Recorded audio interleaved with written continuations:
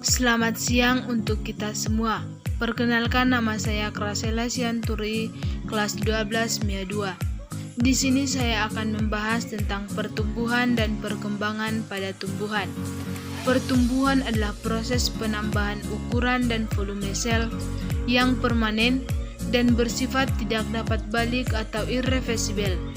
Pertumbuhan bersifat kuantitatif dan dapat diukur menggunakan alat ukur yang bernama aksonometer. Contoh daripada pertumbuhan yaitu pertumbuhan besar, pertumbuhan tinggi, dan lain-lain. Yang kedua, perkembangan. Perkembangan adalah terspesialisasinya sel-sel menjadi struktur dan fungsi tertentu atau diferensiasi seluler sehingga tumbuhan tersebut mengalami perubahan dan fungsi. Perkembangan bersifat kualitatif dan dinyatakan dalam proses menuju pendewasaan. Contoh daripada perkembangan adalah munculnya buah, munculnya daun, munculnya bunga, dan lain-lain.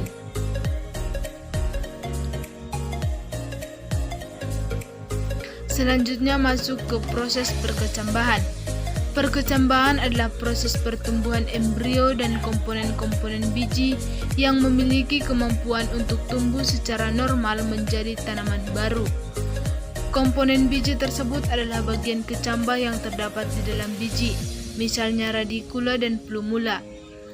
Di sini dapat kita lihat gambar bahwa bagian atau komponen-komponen biji ada radikula, plumula, epikotil, hipokotil, kotiledon, testa. Biji mulai berkecambah. Perkecambahan adalah munculnya planula. Proses perkecambahan melibatkan dua proses, yaitu yang pertama proses fisika, terjadi ketika biji menyerap air akibat potensial air rendah atau mengalami kekeringan. Keterangan ataupun gambar daripada proses fisika dapat kita lihat. Yang pertama itu penjelasan dari embrio menyerap air. Selanjutnya, embrio mengeluarkan Ga ke aleuron. Selanjutnya, aleuron mengeluarkan enzim dan enzim menuju ke endosperma. Selanjutnya, enzim bekerja menguraikan zat makanan hingga diproses energi untuk perkecambahan.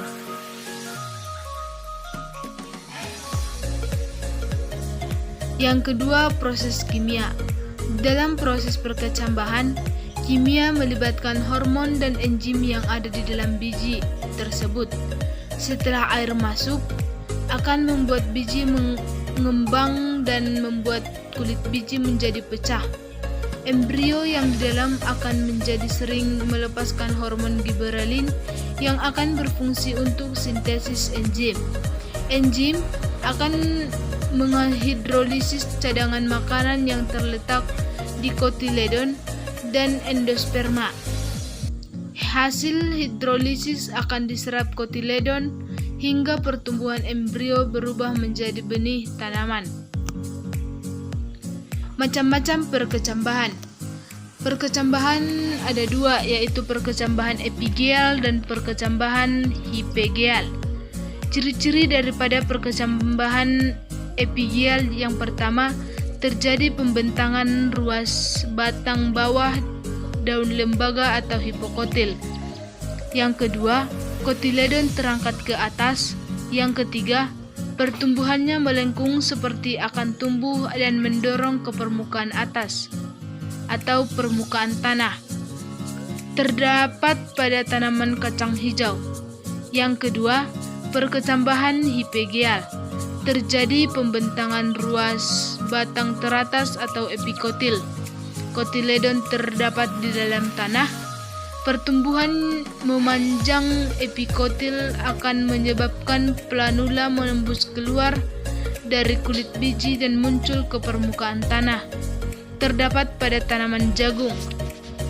Di sini dapat kita lihat dari tahapan perkecambahan epigeal dan hipegeal.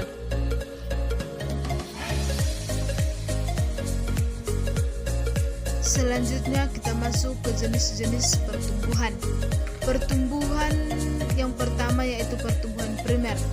Pertumbuhan primer terjadi karena adanya aktivitas di jaringan apikal atau merismatik primer.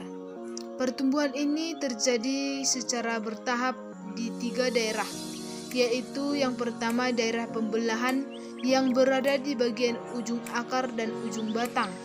Yang kedua daerah pemanjangan terletak setelah daerah pembelahan. Di daerah ini sel akan mengalami pemanjangan dan pembesaran, sehingga mengakibatkan tumbuhan akan menjadi lebih besar dari sebelumnya.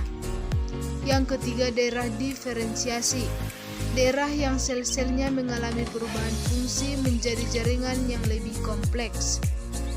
Contohnya itu epidermis, korteks, xilem, floem, dan sklerenkim.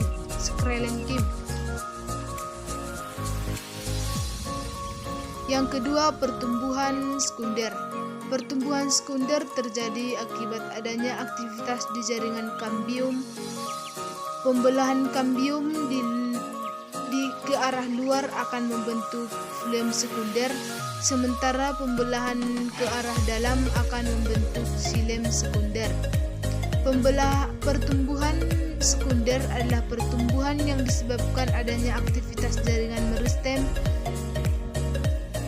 sekunder yang ada pada tumbuhan. Pertumbuhan sekunder merupakan pertumbuhan yang berasal dari aktivitas kambium.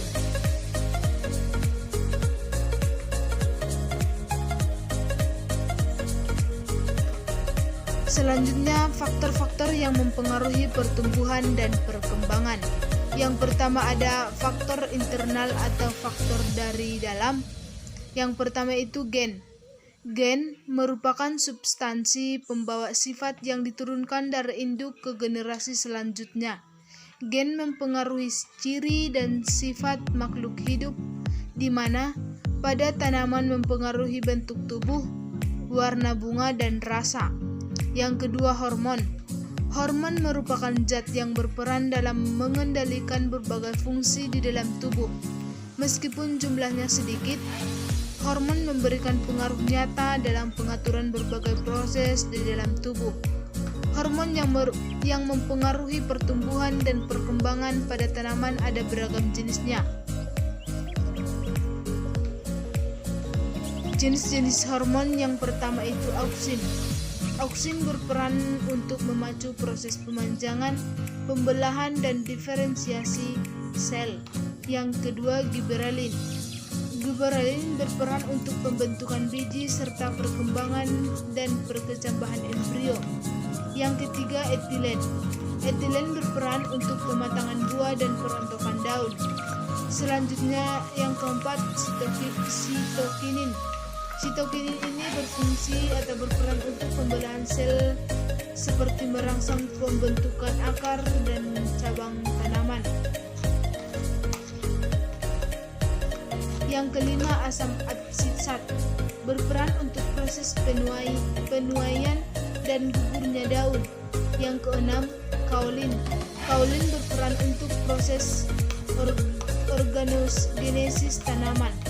Yang ketujuh atau yang terakhir, asam traumalin. Asam traumalin ini berperan untuk regenerasi sel apabila mengalami kerusakan jaringan. Yang kedua, faktor eksternal atau faktor dari luar. Yang pertama ada nutrisi, yang merupakan bahan baku dan sumber energi dalam proses metabolisme tubuh. Kualitas dan kuantitas nutrisi akan mempengaruhi pertumbuhan dan perkembangan tanaman. Yang kedua, cahaya. Cahaya berpengaruh terhadap pertumbuhan dan perkembangan makhluk hidup. Tanaman sangat membutuhkan cahaya matahari untuk fotosintesis. Yang ketiga ada air. Air berfungsi untuk fotosintesis, mengaktifkan reaksi enzimatik, menjaga kelembapan dan membantu perkecambahan. Yang keempat, kelembapan. Kelembapan berpengaruh. Keberadaan air yang dapat diserap oleh tanaman mengurangi penguapan. Kondisi ini sangat mempengaruhi sekali terhadap pemanjangan sel. Kelembapan juga penting untuk mempertahankan stabilitas bentuk sel. Selanjutnya, kelima itu suhu. Suhu memiliki pengaruh nyata terhadap pertumbuhan dan perkembangan tanaman. Yang keenam, gravitasi. Gravitasi mempengaruhi pertumbuhan akar menuju pusat bumi. Sekian sedikit penjelasan tentang pertumbuhan dan perkembangan serta faktor-faktor yang mempengaruhi pertumbuhan dan perkembangan pada tumbuhan. Sekian dan terima kasih. Selamat siang.